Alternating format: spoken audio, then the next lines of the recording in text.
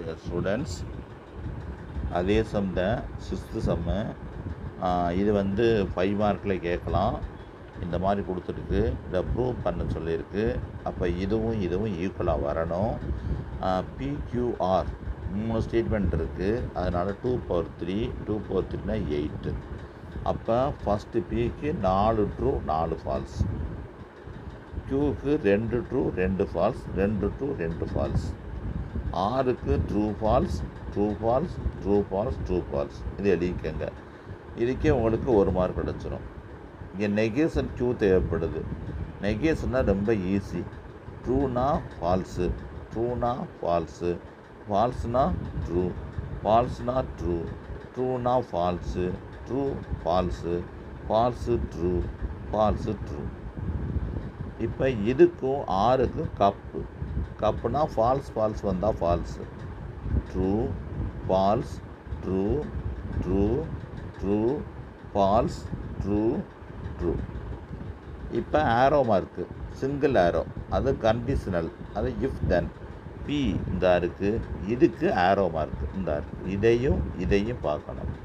TTT TFF TTT TTT FTT same true, FTT FTT. இது first கண்டுபிடிச்சாச்சு. Negation P கண்டுபிடிக்கணும். Pனுடைய negation பார்த்தீங்கன்னா இந்த பாருங்கள். Pனுடைய நெகேஷன் என்ன இருக்குது? True false true false true false true false. 4மே ஃபால்ஸு, 4ம் ட்ரூ வந்துடும். இப்போ நீங்கள் என்ன செய்ய போறியா?